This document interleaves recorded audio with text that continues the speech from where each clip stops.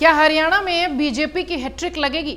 हरियाणा में तीसरी बार कमल खिलाने के लिए आरएसएस राष्ट्रीय स्वयंसेवक संघ मैदान में उतरी है। हरियाणा में आरएसएस के सक्रिय होने से बीजेपी को फायदा मिलेगा या नहीं, ये तो 8 अक्टूबर को पता चलेगा। लेकिन हाँ, आरएसएस की टीमें जुट गई हैं हरियाणा में बीजेपी के लिए। किन सीटों पर वो दिखाई दे रही हैं, आरएसएस किस तरीके का प्लान बना रही है, वो इस रिपोर्ट के जरिए आपको बताने की कोशिश करते हैं। हरियाणा में बीजेपी की हैट्रिक लगने के लिए राष्ट्रीय स्वयंसेवक संघ आरएसएस भी अब मैदान में है। कुछ मीडिया रिपोर्ट्स का दावा है कि अब संघ कार्यकर्ता हरियाणा में अंदर खाने बीजेपी उम्मीदवार के पक्ष में माहौल बनाने का काम करेंगे।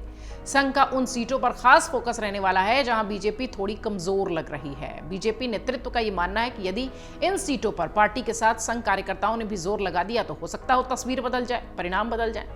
इसलिए आरएसएस ने अपने पारंपरिक तरीके से काम शुरू किया है। कार्यकर्ता घर घर जा रहे हैं, सार्वजनिक स्थलों पर केंद्र और राज्य सरकार की नीतियों की चर्चा कर रहे हैं।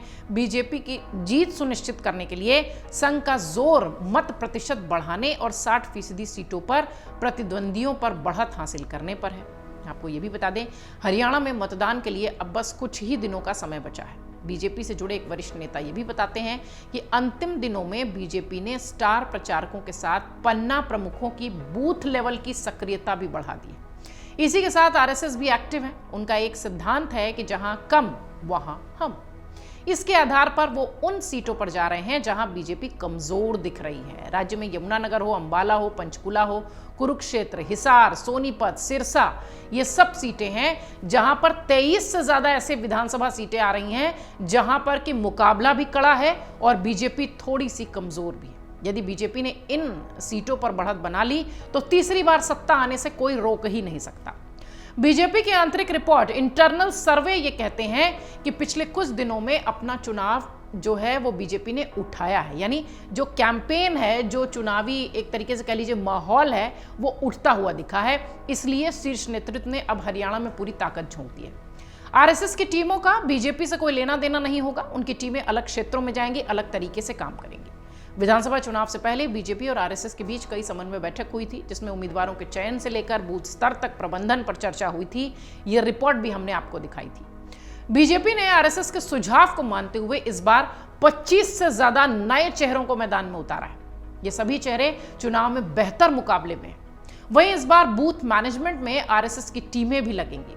बीजेपी कार्यकर्ताओं के साथ इस बार आरएसएस भी मतदाताओं को घर से लाने की जिम्मेदारी उठाएगा। आरएसएस ने बूथ मैनेजमेंट को और ज्यादा एक्टिव करने पर बल दिया है। संघ का यह कहना है कि लोकसभा चुनाव में बूथ स्तर के पदाधिकारी समझते रहे हैं कि मोदी के नाम पर सब लोग वोट डालने आएंगे, जबकि ऐसा नहीं हुआ। आप लोकसभा चुनाव की तस्वीरें देख चुके थे। इसलिए हर बूथ पर अब फोकस करना जरूरी है। वहीं आरएसएस ने इस बार बीजेपी के कार्यकर्ताओं के साथ उनके कार्यकर्ताओं की सक्रिय भागीदारी को भी आगे बढ़ाया है ताकि ज्यादा से ज्यादा वोटिंग हो सके। हरियाणा में फिलहाल बीजेपी की सरकार है, कुछ निर्दलियों के समर्थन के साथ। हरियाणा में 2019 में सत्ताधारी बीजेपी बहुमत के आंकड़े से दूर रह गई थी। 40 सीटों पर जीत मिली थी उसे 90 में से, और 46 सीटों पर जीत की जरूरत होती है 90 सीटों की विधानसभा में। चुनाव के बाद 10 सीटों वाली जेजेपी दुष्यंत चौटाला की पार्टी ने गठबंधन किया और राज्य की सत्ता में वापसी हुई। इस साल 2024 के लोकसभा चुनाव में बीजेपी की दुष्यंत चौटाला जेजेपी से कोई अभी इस वक्त गठबंधन नहीं है। लोकसभा में सीट बंटवारे को लेकर जिस तरीके से अनबन हुई थी, उसके बाद जेजेपी के साथ बीजेपी ने साथ छोड़ दिया था। फिलहाल 2024 की तस्वीर कैसी होगी वो तो देखना होगा, लेकिन संघ की एंट्री हरियाणा चुनाव में यह बताती है कि पार्टी आला कमान अब हरियाणा के चुनाव को यूं ही नहीं छोड़ सकते, तब जब भी लोकसभा के चुनाव के परिणाम बहुत अनुरूप नहीं थे जिस तरीके से बीजेपी और एनडीए के गठबंधन सोच रही थी। इसलिए हैट्रिक लगाने पर ज्यादा जोर है। जिन सीटों पर कमजोर हैं उन्हें मजबूत करने की ओर आरएसएस और बीजेपी दोनों मिलकर अब दिखाई पड़ रही हैं। अगर आप ये वीडियो YouTube पर देख रहे हैं तो हमारे चैनल को सब्सक्राइब कर बेल आइकन दबाएं, और Facebook पर देख रहे हैं तो हमारे पेज को लाइक करें। 8 मिलियन प्लस सब्सक्राइबर, आपके इस भरोसे के लिए बहुत धन्यवाद।